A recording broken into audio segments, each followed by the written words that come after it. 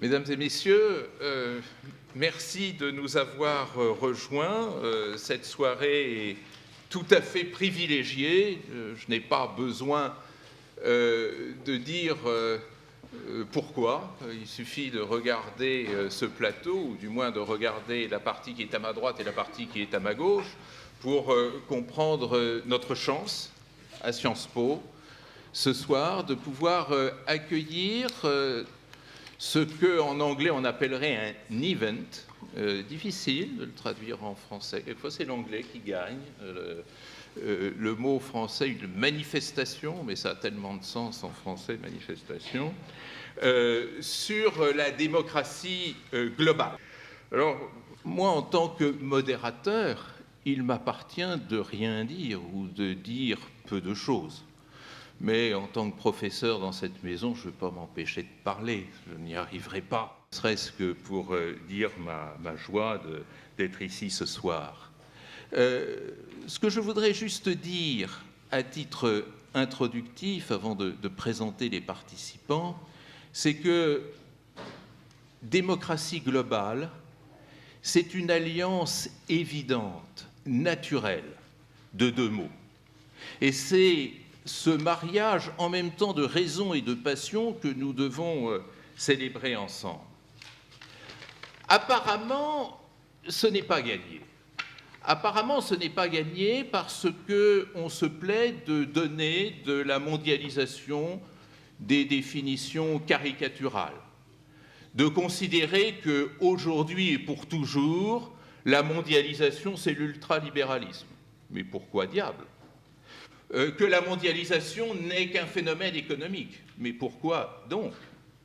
Que la mondialisation, c'est en quelque sorte un accomplissement de l'individualisation des rapports sociaux à l'échelle mondiale. Mais au nom de quoi ?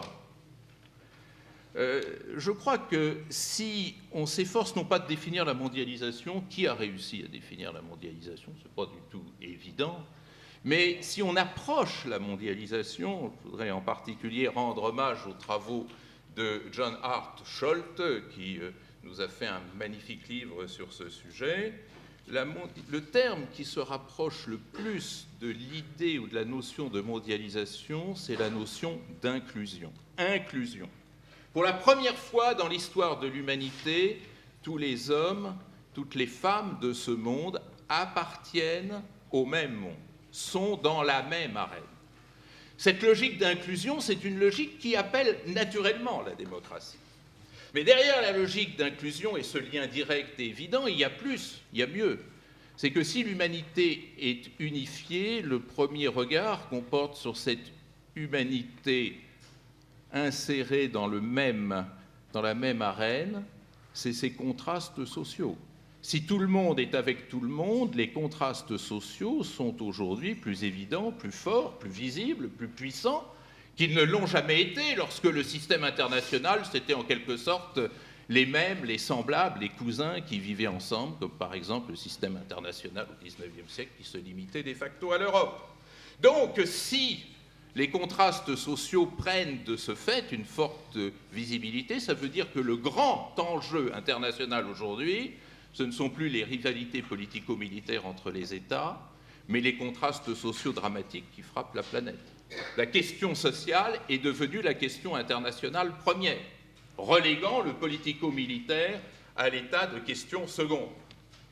Ce qui fait que, naturellement, la mondialisation, et c'est ce dont on va parler ce soir, la mondialisation, c'est la gestion de l'inclusion. Comment faire en sorte que tout le monde puisse travailler avec tout le monde, mettre un terme à ces diplomaties d'exclusion, à ces échanges d'exclusion, à ces commerces d'exclusion. C'est déjà toute une première étape que de promouvoir cette idée d'inclusion.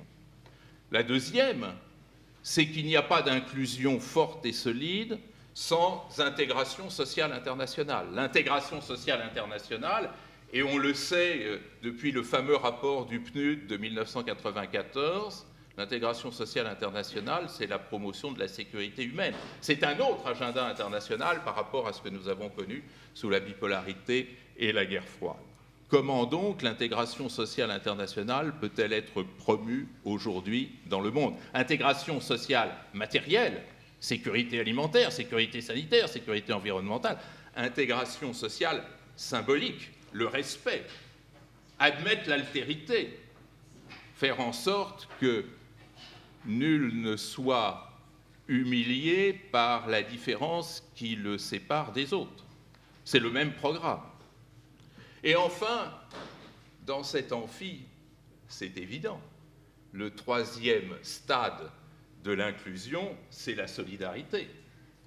Comment ne pas ouvrir cette table ronde sans évoquer l'homme qui, il y a un tout petit peu plus d'un siècle, non pas dans cet amphi, ça aurait été trop beau, mais dans celui de l'étage en dessous, annonçait que le seul programme d'action diplomatique au monde ne pouvait être que la promotion de la solidarité internationale.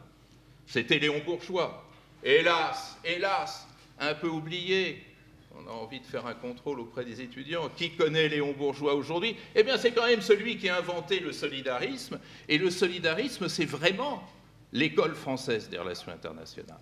Et c'est au-delà de ce programme nouveau, lorsqu'il nous disait « Attention, le militaire ne va pas compter que cette intégration, cette solidarité internationale », c'est donc en ouvrant ce programme qu'a été lancé le multilatéralisme. Comment ne pas oublier que l'ouvrage que Léon Bourgeois a publié à partir de ses conférences tenues ici à Sciences Po s'appelait « Pour une société des nations ». Et nous n'étions qu'en 1907, la Société des Nations n'était pas encore créée, mais il allait en devenir l'une des figures remarquables. Ce solidarisme, c'est la vision française du multilatéralisme. L'institutionnalisme libéral n'étant que la vision américaine et wilsonienne. Il y a donc bien deux entrées dans le multilatéralisme. Il y a donc une leçon sur la démocratie globale qui a été tenue à Sciences Po, peut-être avant tous les autres. Alors, je vais maintenant me taire. Je vais successivement donner la parole au professeur Fernando Iglesias, qui nous a rejoint depuis Buenos Aires, professeur à l'Université de Belgrano, qui est l'inspirateur de ce manifeste pour une démocratie globale, qui préside l'ONG Démocratie Globale, Democracia Global, qui va nous présenter les éléments de ce manifeste. Puis je donnerai la parole au professeur Patomäki, qui nous a fait l'amitié de venir d'Helsinki. Thank you for coming from Helsinki. You are a professor of world politics in Helsinki University. Et ensuite, je donnerai la parole au professeur Touraine, que nous connaissons tous fort bien et dans l'intimité de l'histoire de Sciences Po, qu'on évoquait tout à l'heure ensemble. Puis ensuite à M.